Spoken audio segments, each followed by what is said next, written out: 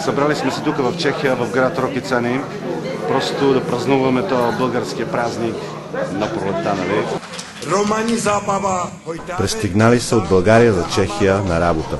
Изкарват пари, които изпращат на своите най-мили деца и роднини. Тази вечер ще посрещат и ще се забавляват не само българските работници от Кварасон. Сега ще ги питаме как ще празнуват тук, а как се празнува в България.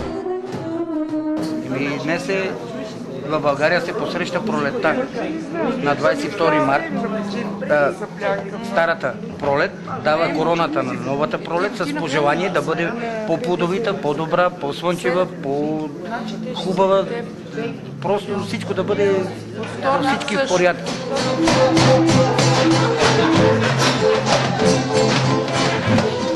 Значи ние сме тук, за да видят нашите българи как се живее тук в Чехия.